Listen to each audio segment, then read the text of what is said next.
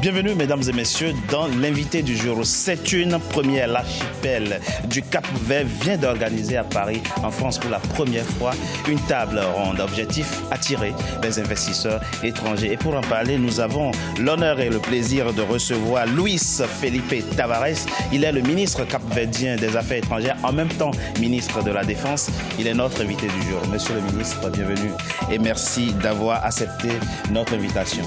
Merci pour l'invitation qui m'a été faite. Merci beaucoup. Une première table ronde à Paris, en France. Elle a pris fin ce 12 décembre 2018. Qu'est-ce qui en est sorti concrètement? Tout d'abord, c'était une opportunité pour le Cap-Vert de rassembler tous nos partenaires, à la fois de la coopération bilatérale, mais aussi de la coopération multilatérale.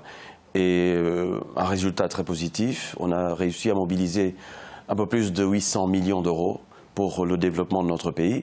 On a présenté un plan stratégique de développement durable de notre pays pour la période 2017-2021. Et le fait qu'il y ait eu un engagement fort, clair de nos partenaires est quelque chose qui nous a profondément rendu, si vous préférez, contents, parce que c'est une preuve de confiance dans notre pays. Vous savez, le Cap-Vert est un pays, un havre de paix, de tranquillité, un pays où règne la bonne gouvernance démocratique, qui respecte les droits humains, les libertés. Et c'est un pays très ouvert sur le monde. Un pays stable aussi. Un pays stable, très stable politiquement, avec un niveau de corruption très bas. Et si vous regardez l'index de démocratie mondiale, le Cap-Vert est à la position 26e aujourd'hui, donc dans une position enviable par rapport à beaucoup d'autres pays.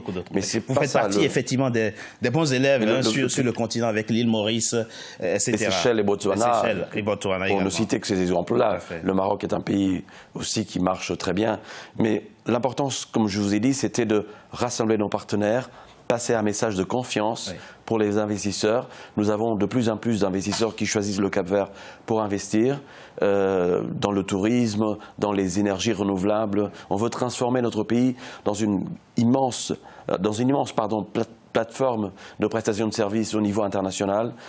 En ce qui concerne le transport aérien, maritime, mais aussi les services financiers, les TIC. Donc, on est bien parti. Et le tourisme, bien sûr, vous savez, il y a plus de touristes. On reviendra évidemment sur les secteurs qui portent aujourd'hui l'économie de votre pays. Plan stratégique de développement, dites-vous, 2017 et 2021.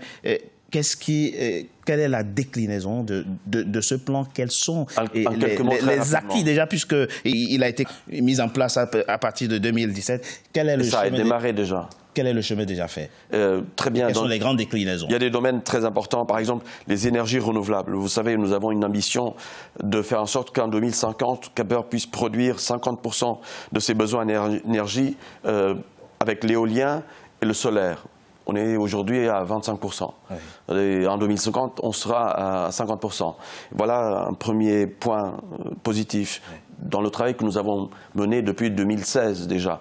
Et il y a d'autres domaines importants, l'industrie, il y a aussi le tourisme, il y a ce que je vous ai dit tout à l'heure, d'augmenter notre capacité de résilience pour faire face aux problèmes, à l'impact des changements climatiques dans notre pays, dans notre sous-région, mais particulièrement dans notre pays qui est un archipel, comme vous le savez. Mais cette stratégie de transformer notre pays dans une immense plateforme de prestation de services au niveau de l'Atlantique est quelque chose de bien parti déjà. Et nous espérons qu'en 2050, le Cap-Vert sera un des pays de l'Afrique totalement développé. Alors, effectivement, le Premier ministre Correa Silva a tenu à souligner quelque chose de particulièrement intéressant au cours de cette table ronde. Il dit, je le cite, « Notre intention, ce n'est pas de financer l'économie capverdienne avec l'aide. Celle-ci reste importante pour le financement des réformes, l'amélioration des conditions de nos systèmes éducatifs et de santé, l'amélioration de l'environnement des affaires dans l'économie maritime, dans l'économie numérique, la création de hubs aériens, bref, l'installation des entreprises dans des conditions favorables. » Et ça veut dire quoi? L'entrepreneuriat, c'est important aujourd'hui pour l'économie capverdienne. C'est pour ça que vous tenez à mettre l'accent dessus. C'est un secteur prioritaire. Le privé est vraiment prioritaire dans notre stratégie de développement économique, politique de notre pays. Nous avons rassemblé à Paris beaucoup d'investisseurs. Oui. Nous croyons beaucoup à l'entrepreneuriat et on va faire en sorte, on a commencé à mettre en place un certain nombre de dispositifs du point de vue fiscal pour permettre à ce qu'il y ait beaucoup plus d'investisseurs dans notre pays. Et le fait qu'on soit un pays stable, démocratique, comme vous le dites, oui, de bonne gouvernance, ça nous permet d'être très compétitifs en Afrique de l'Ouest. Pour être concret, ces 850 millions d'euros que vous venez de mobiliser seront prioritairement investis ou concrètement dans la création d'entreprises? D'abord dans le développement humain, qui est la priorité des priorités. La première des ressources. Hein. La première des ressources, ça c'est très important. Et comme l'a dit le Premier ministre, l'éducation, la santé, mais aussi augmenter notre capacité de résilience face aux défis climatiques que nous avons.